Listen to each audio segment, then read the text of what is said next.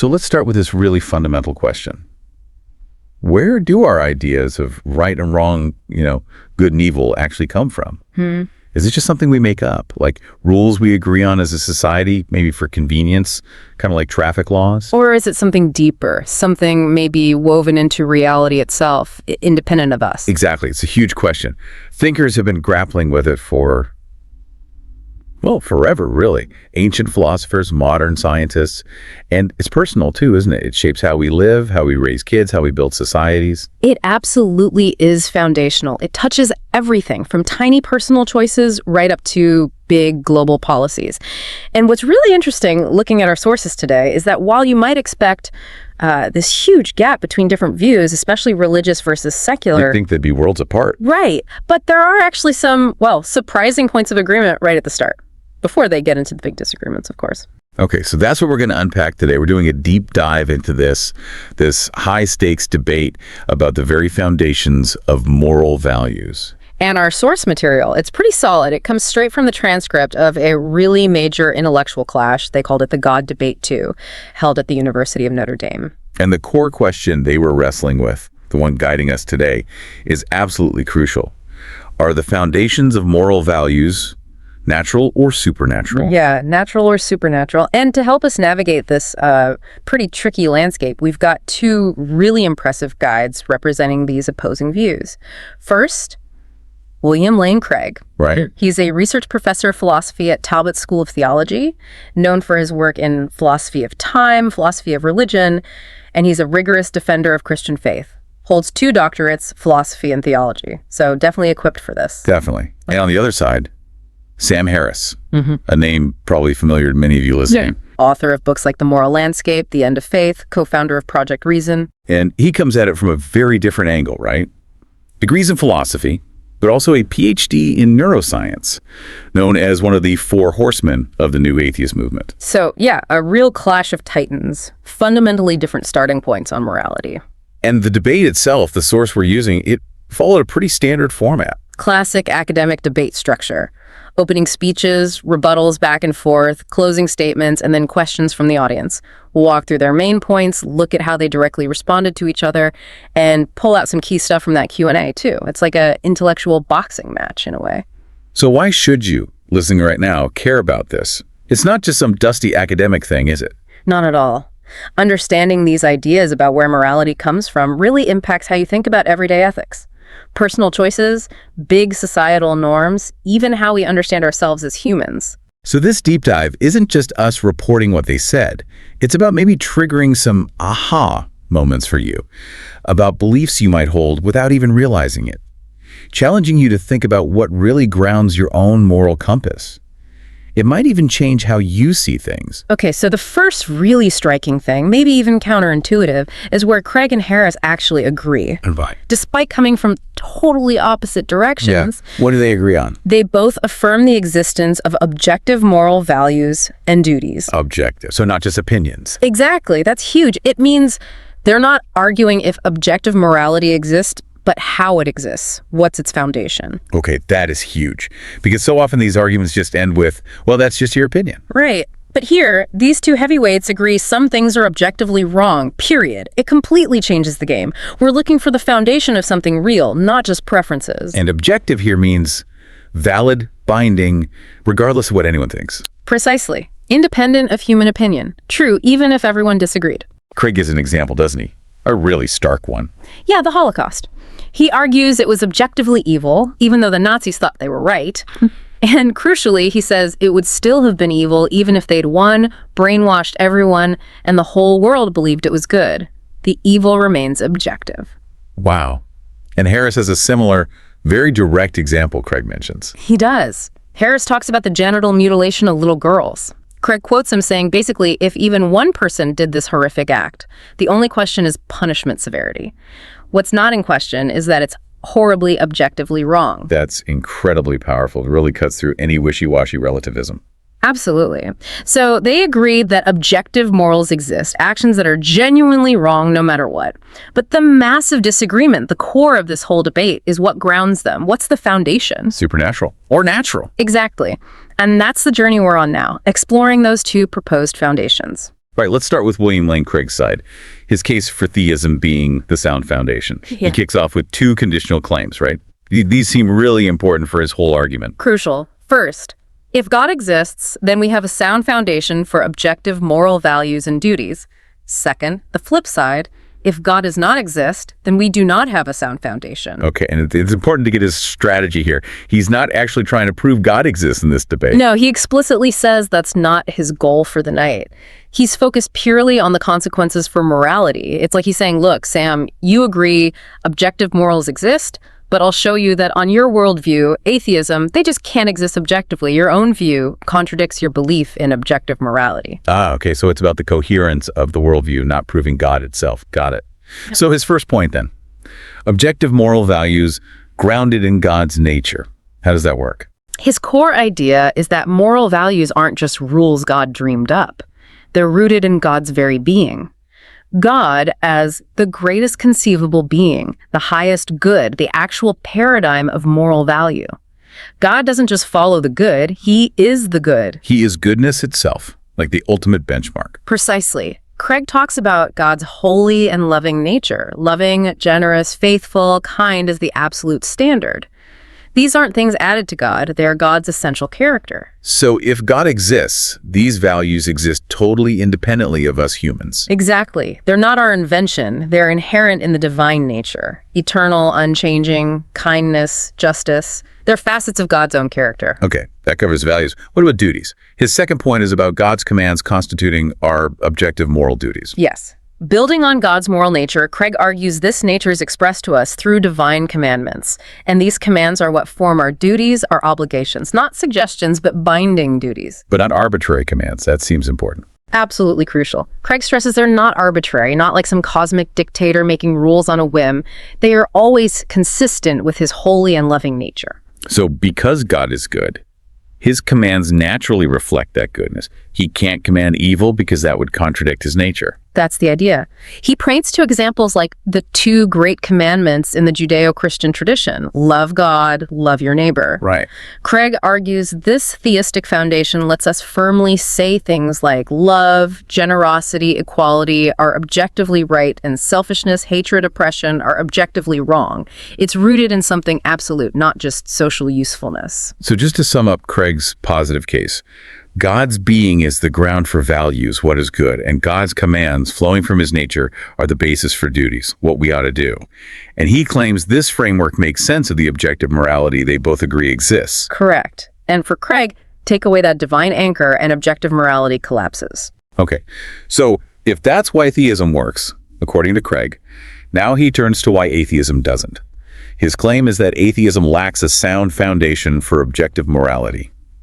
He's challenging Harris directly here. He starts with what he calls the value problem. If there's no God, what basis is there for objective moral values? Specifically, why do humans have objective moral worth? He paints a pretty bleak picture here, doesn't he? He does. He describes humans on atheism as accidental byproducts of nature, evolved recently on an infinitesimal speck of dust, doomed to perish relatively soon.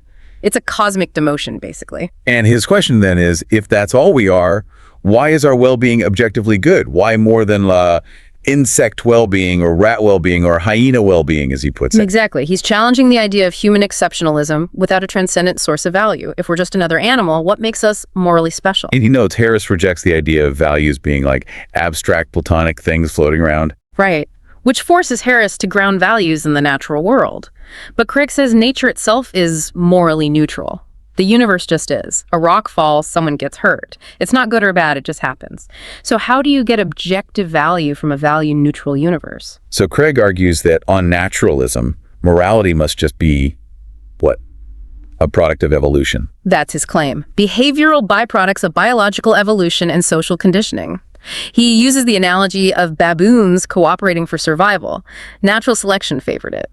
He says we Homo sapiens evolved a similar herd morality for the same reason. It's just about survival, not objective truth. He quotes Michael Ruse to back this up. Yeah, Ruse saying, ethics is illusory, truly without foundation. Morality is just an aid to survival and reproduction. And Craig mentions Ruse suggesting that if evolution ran again, we might have evolved totally different morals. And that Darwin quote. That's chilling. about humans raised like hive bees thinking it's a sacred duty to kill their brothers. It's a powerful thought experiment, isn't it? It highlights how contingent our morals might seem if they're just evolutionary accidents. So Craig says thinking our evolved morality is objectively true is just speciesism, bias towards our own kind. Yes, an unjustified bias. He quotes Richard Dawkins saying, fundamentally, there's no purpose, no evil, no good, nothing but pointless indifference. And Craig asks, essentially, on atheism, why is Dawkins wrong? Where does good or evil come from in that picture?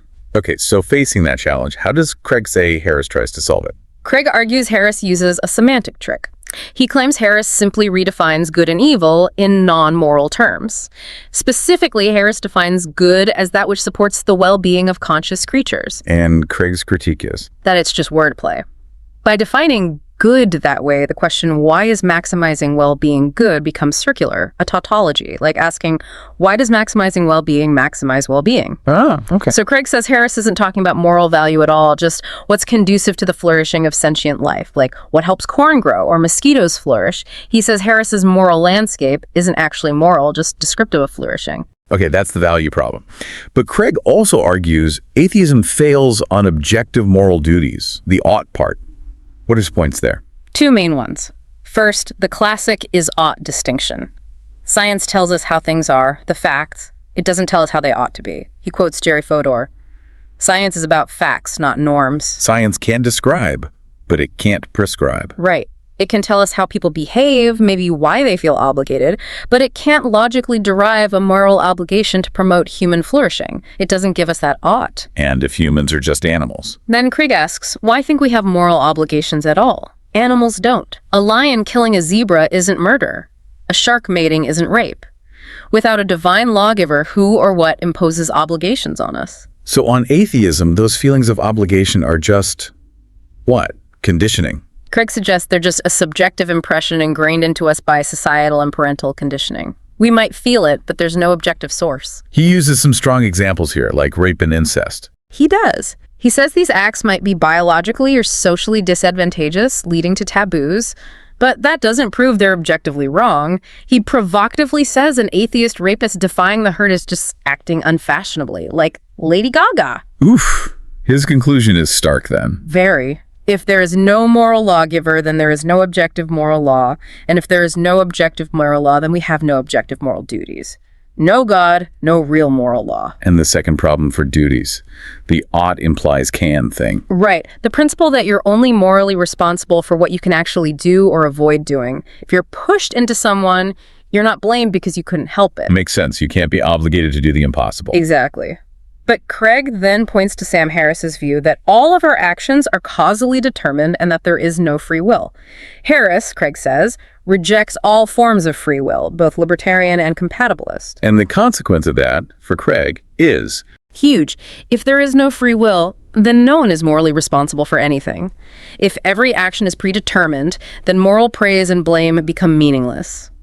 And Craig says Harris even admits this somewhere. Yeah, Craig cites Harris's endnotes where Harris apparently says, moral responsibility is a social construct, not an objective reality, and that neuroscientifically, no one is more responsible than anyone else. So Craig's final punch here is that atheism, specifically Harris's version, lacks both a source for duties, no lawgiver, and the very possibility of duty, no free will, because ought implies can. Precisely. Therefore, Craig concludes, despite Harris claiming otherwise, objective right and wrong don't really exist on his view. Atheism fails to provide that sound foundation. It's a really thorough dismantling attempt. Okay, a very strong case laid out by Craig against the atheistic foundation. Now let's switch gears. How does Sam Harris build his case? He argues for science as the foundation, right? Yes, but he starts by addressing the fear of secular morality, the worry about relativism. He actually shares that concern, but he insists religion is not the solution. He argues it's often a source of moral blindness itself. Moral blindness. How does he illustrate that? With a pretty powerful personal story. He talks about debating another academic, a scientist philosopher on a president's bioethics council, about the Taliban. Okay. Harris described the Taliban's horrific practices, forcing women into burqas, beatings, killings, the awful life expectancy, terrible literacy rates, infant mortality, things clearly detrimental to well-being. obvious moral wrongs, he thought. And the other academics' reaction. Shockingly, she said his condemnation was just your opinion. Wow. Seriously? Yeah. Harris pushed further, asking about a hypothetical culture that was literally removing the eyeballs of every third child at birth. Her reply: it would depend on why they were doing it. You're kidding. Nope. And when Harris suggested religious reasons, she apparently said, well, then you could never say that they were wrong. It's deeply disturbing. Terrifyingly detached, as Harris put it. Exactly. Harris saw it as a huge double standard. This person, worried about tiny ethical slips elsewhere, was willing to excuse immense suffering if done for religion. This, Harris says, is the real erosion of basic common sense. So, for him, religion isn't the answer. It can actually cause the problem by blinding people to obvious suffering. Okay, so religion is part of the problem for Harris. He also criticizes Craig's specific God. Yes, he refers to the God of the Old Testament as an Iron Age God of war, who seems perfectly fond of genocide and slavery and human sacrifice. He contrasts that with his own focus on the flourishing of sentient creatures, almost daring Craig to call that a sin. And he also mentioned Craig misrepresenting some quotes. Just a brief point he made, yeah.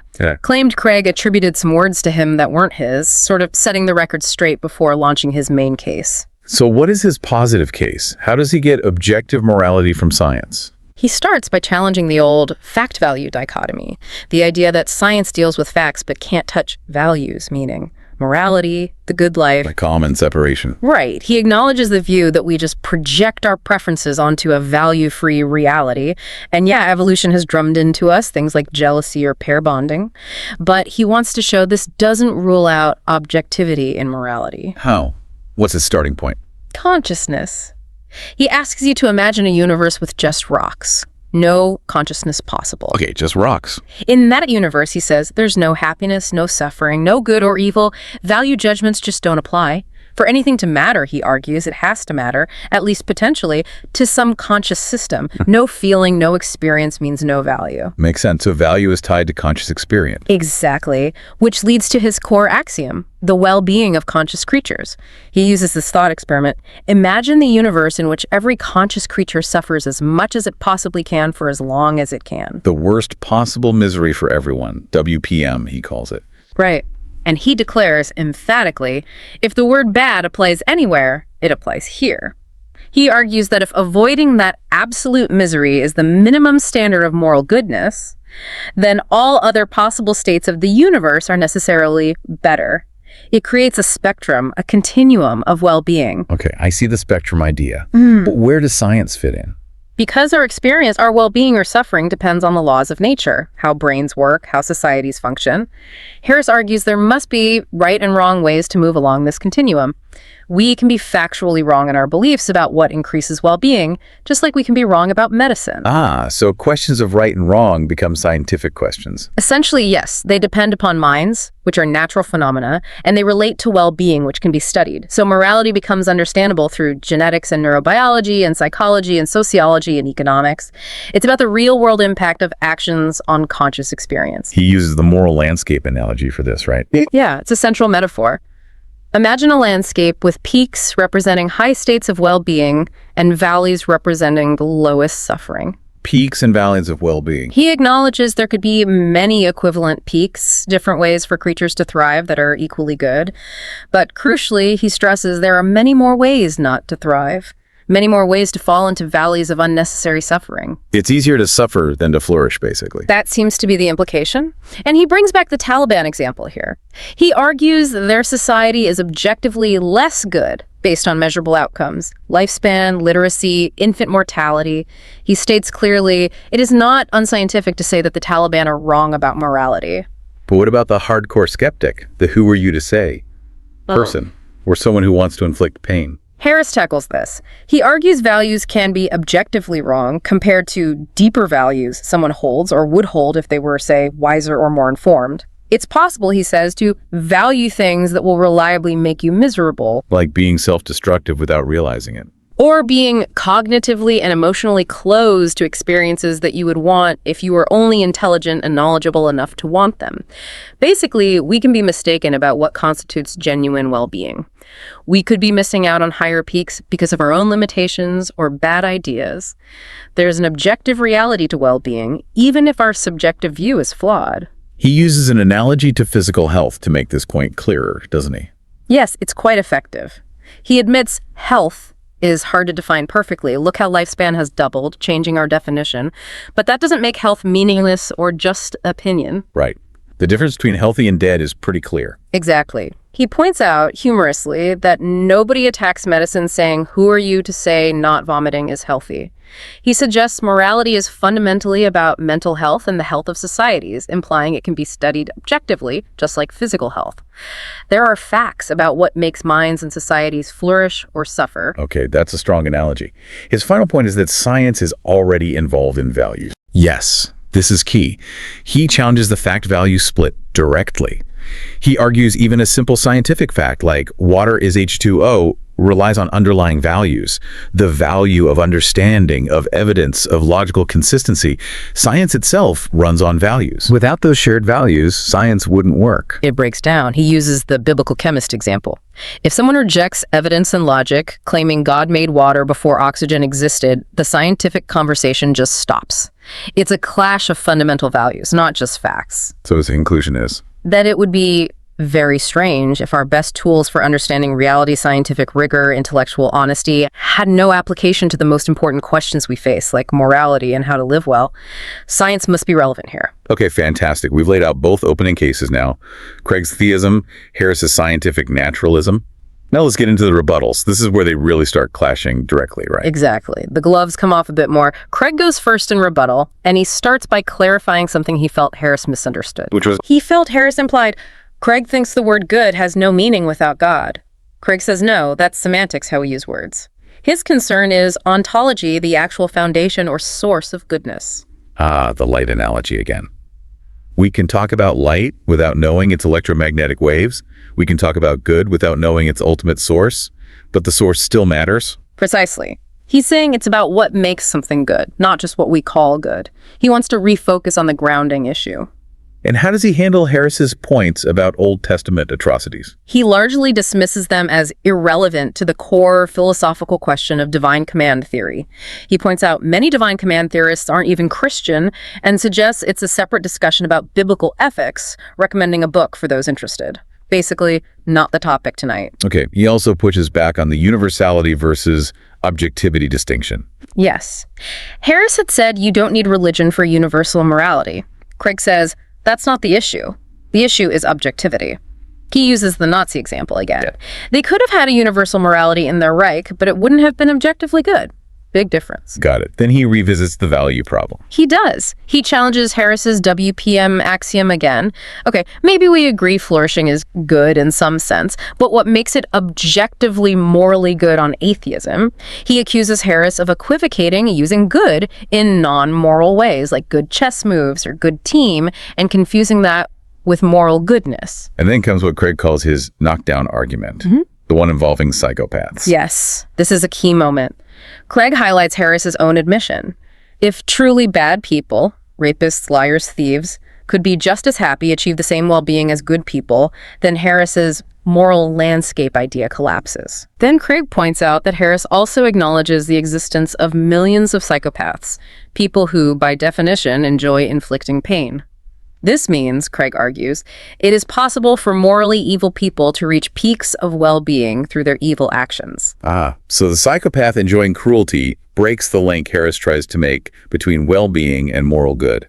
That's exactly Craig's argument. He uses a logical point. Identity is necessary. If goodness and well-being are truly the same thing, they must be the same in all possible scenarios. But Harris admits a scenario where they aren't the same, the happy psychopath. Therefore, Craig concludes, they are not identical, and Harris's core idea is logically incoherent. That's a complex but powerful point, if I'm getting it. Craig says, Sam, you equate good with well-being, but you admit someone could achieve peak well-being by being evil, so your definition doesn't hold. Your well-being isn't necessarily moral goodness. You've got it. It's a direct challenge to the foundation of Harris's moral landscape.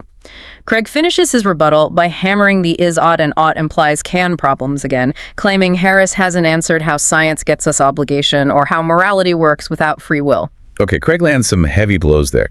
How does Harris respond in his first rebuttal? Does he address that psychopath point? Well, he starts with a bit of humor, noting Craig's charming habit of summarizing points in ways they weren't quite given. Yeah, okay. Little jab. But then he pivots hard. Instead of directly refuting the psychopath argument immediately, he goes on the offensive, attacking the consequences of Craig's theology. Yeah. He brings up the problem of evil, hell.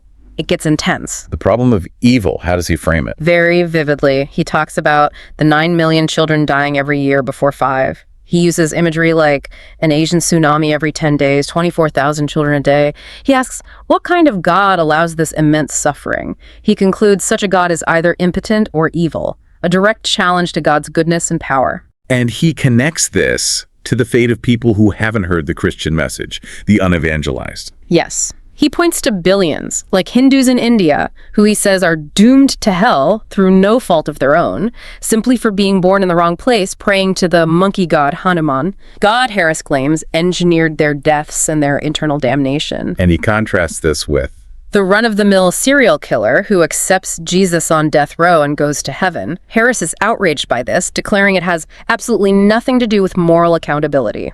It suggests faith trumps actions and geography trumps character. He accuses Craig of a double standard here, too. Yeah. God is loving and good when nice things happen, but mysterious when babies die. Harris calls this playing tennis without the net, rigging the rules. He finds this kind of faith morally reprehensible, even narcissistic, focusing on small personal blessings while ignoring global tragedy. To think in this way, Harris says, is to fail to reason honestly or to care sufficiently about the suffering of other human beings. It's a powerful ethical critique. Wow. He also attacks the Bible directly. He does. Why would a moral God give a book that supports slavery or orders killing people for imaginary crimes like witchcraft? He goes further, calling Craig's divine command theory psychopathic and psychotic. Why psychopathic? Because if God commands it, it's good even slaughtering children like the Amalekites. Harris sees this as a total detachment from the well-being of human beings, easily rationalizing atrocities. And he compares Craig to Muslim extremists. He claims Craig has absolutely nothing to say against suicide bombers, except they're praying to the wrong God. He even draws parallels between religious belief and delusion, comparing transubstantiation, Cracker becoming Jesus's body, to thinking pancakes become Elvis's body. He's really pushing the idea that religious belief is irrational. He finishes strong, then. Very. Calling Christianity a cult of human sacrifice stemming from scientific ignorance and religious barbarism, written by people with the moral worldview of an Afghan warlord, he insists Craig's framework is actually less moral than his own. It's a fierce counterattack. Blistering is right. Okay, so Craig's second rebuttal. How does he respond to that onslaught? Does he get defensive? He tries to bring it back to the core debate topic. He reaffirms his main point.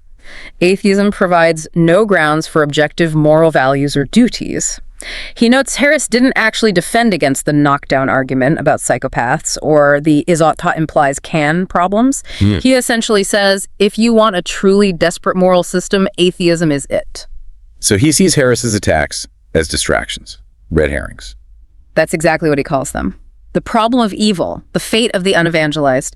He says these are irrelevant to his conditional arguments about the foundations of morality. If God, then morals. If no God, then no morals. He says he's addressed those theological issues elsewhere, but they aren't the point tonight. Okay, stick to the topic.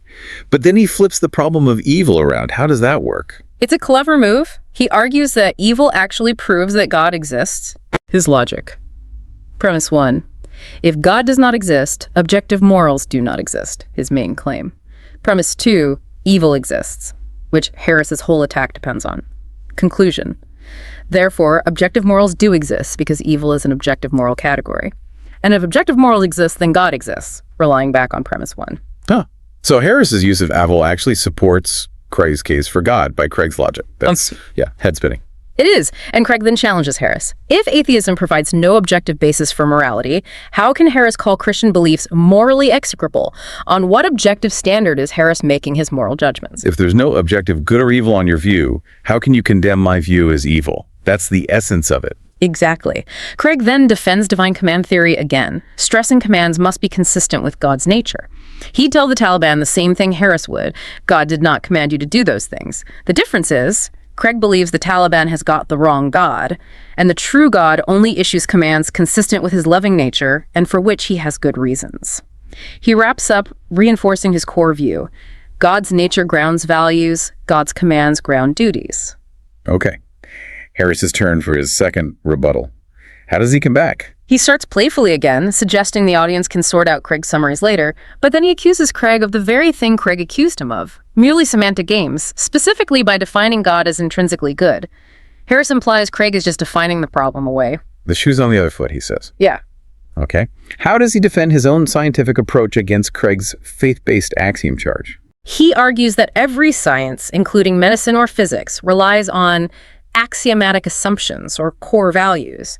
His axiom is simply that the worst possible misery for everyone is bad and worth avoiding.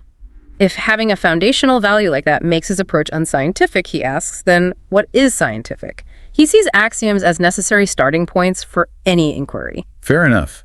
How does he respond to Craig's point that science just sees humans as atoms, no more valuable than rats? He makes a distinction. There's epistemological objectivity, how we know things, avoiding bias, reasoning clearly, and there's ontological objectivity, facts about the world itself. He argues science doesn't have to ignore ontologically subjective facts, facts about what it's like to be you. Subjective facts, like pain. Exactly. The painfulness of pain is a subjective fact about you. But Harris argues, we can speak objectively about this class of subjective facts related to well-being, which he calls morality. So we can objectively say someone who prefers to be miserable is wrong. Yes. If you choose to be neurotic and in pain, disconnected from other people, Harris says there's something wrong with you. Objectively wrong with you, because you're close to higher states of consciousness. That bedrock idea, avoiding the worst misery, is good, he insists, is philosophical bedrock. Even subjective states can be objectively evaluated in terms of well-being. He also talks about atheists having profound experiences. Right. He argues atheists can experience self-transcending love and ecstasy and rapture and awe, meditate like mystics, become true saints or spiritual geniuses like Jesus.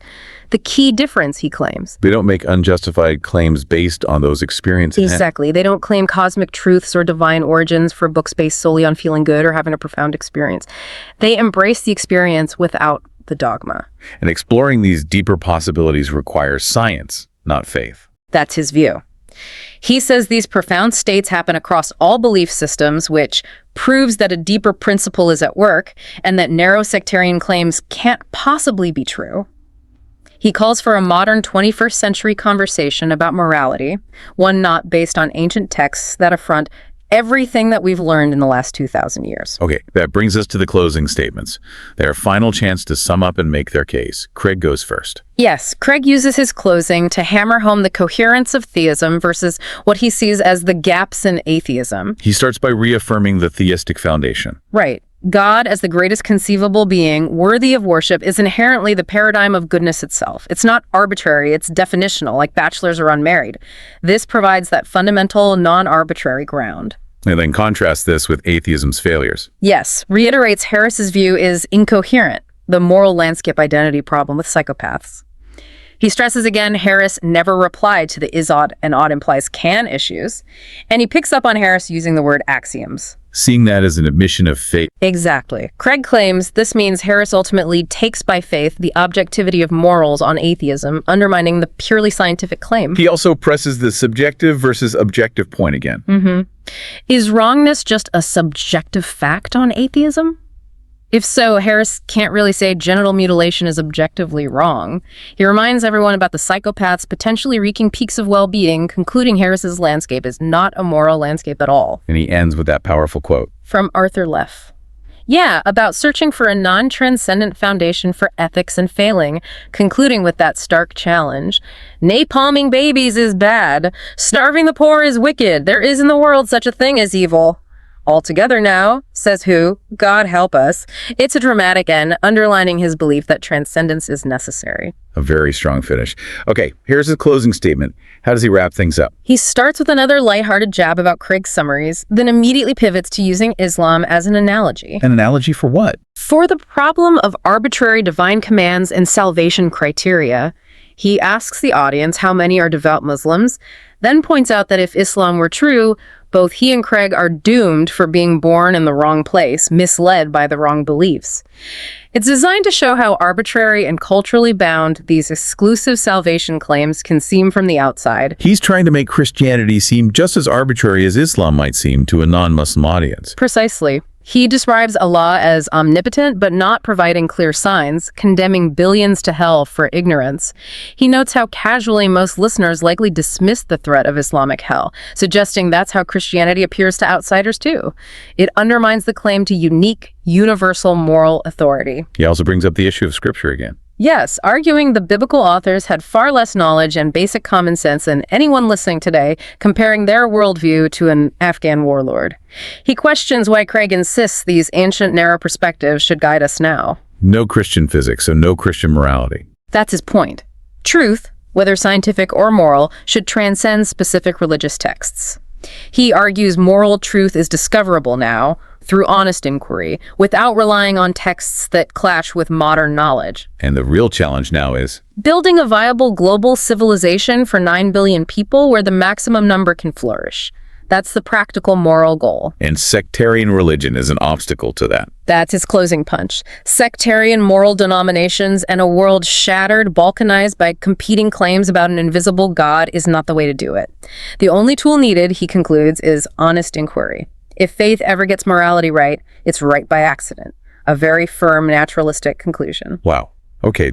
The debate itself concludes there, but the Q&A offered some extra insights, didn't it? Let's touch on a few key ones. Someone asked Harris if a hypothetical God could align with his well-being theory. Yeah, interesting question. Harris said, sure, we could invent a better religion, maybe cut out problematic bits like Leviticus. He brought up the Euthyphro dilemma again. Is something good because God commands it, making God arbitrary, or does God command it because it's intrinsically good, making God unnecessary for goodness itself? Right. He acknowledged love is obviously key to well-being, so a God of love could align with his view, but he argued existing religions and texts often fall short. Even avoiding Christian hell, if it exists, would fit into his landscape as avoiding suffering. What about miracles as evidence? Someone asked Harris about things like Fatima or Eucharistic miracles. Harris was pretty dismissive. Miracle stories are a dime a dozen, he said. He pointed to modern claims about figures like Satya Sai Baba, witnessed by thousands but dismissed by science. So he contrasts modern, easily debunked claims with ancient ones. Exactly. Christian miracles are from a pre-scientific context, copies of copies, full of discrepancies. He argued if God wanted to convince him, he could provide clear, verifiable evidence now, like telling him a specific number. A lack of clear, present evidence undermines historical claims for him. Craig faced a question, too, about his light analogy and moral change over time. If people used to explain light supernaturally, why not morality? And doesn't moral progress contradict objective morality? Craig fell back on his key distinction. Moral ontology, the foundation, versus moral epistemology, how we know. He insisted objective morality doesn't mean we know it perfectly. Societies can have moral growth or degeneration. His light analogy was only about semantics versus underlying reality.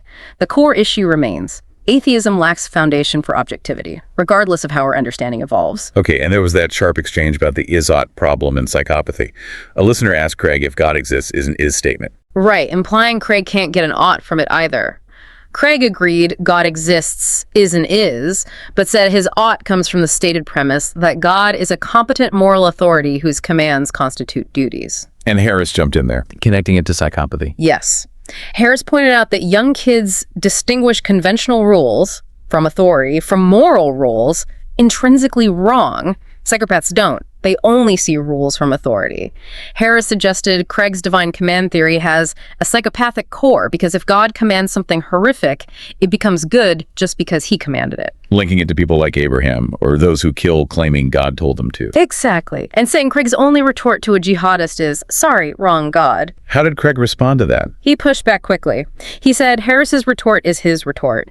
God didn't issue such a command, and if he did, he'd be evil because it contradicts his nature. The key difference, Craig argued, is that Harris on atheism has no basis for making that kind of moral judgment, that God would be evil in that hypothetical. Craig believes his system does have that basis in God's consistent nature. One last Q&A point. Lack of consensus among Christians on moral issues like homosexuality or evolution. If God is the basis, why the disagreement? Craig distinguished between doctrinal disagreements, interpreting scripture, theology, and moral disagreements. He actually claimed there's broad moral consensus between himself and Harris on fundamental applied ethics, like torture is wrong, love is good. His goal, he reiterated, isn't to solve every ethical debate, but to provide a sound foundation for the common moral truths that we all recognize in a transcendent source, which atheism lacks. Okay, so that wraps up our deep dive into this intense debate between William Lane Craig and Sam Harris on the foundations of moral values. We've really seen two powerful intellects wrestle with one of the biggest questions there is. Absolutely. Each offered a compelling but fundamentally different way to understand objective morality. Craig grounding it in God's transcendent nature and commands, Harris anchoring it in a scientific understanding of conscious well-being. And it's fascinating that they both started by agreeing that objective moral values do exist. Things like the Holocaust, child abuse, just plain wrong, regardless of opinion. But why they're wrong? That's where the paths diverge completely. Right. Craig arguing that without God, it all becomes subjective opinion, no ultimate authority, no real basis for human worth. Harris countering that religion is often morally suspect itself, and that science can navigate this moral landscape by focusing empirically on the well-being of conscious life. So as you, our listener, reflect on all this, here's maybe something to chew on. If pursuing well-being is the ultimate moral guide, what other deep truths might science uncover about flourishing? What surprising things could we learn about how to really thrive? Or conversely, if morality is rooted in something transcendent, how do we navigate all the different claims about that transcendence in our diverse world? How do we find a shared ethical path when interpretations differ so much? These are definitely not easy questions. No simple answers here. But really thinking through the strengths and weaknesses of both the theistic and the naturalistic viewpoints, well, it can definitely impact how you approach your own ethical choices, and maybe even your sense of purpose. It's a challenge to look beyond our assumptions, isn't it? And maybe find some new depth in what we thought we knew about right and wrong. We hope you continue to think about these arguments and explore what feels like the soundest foundation for you.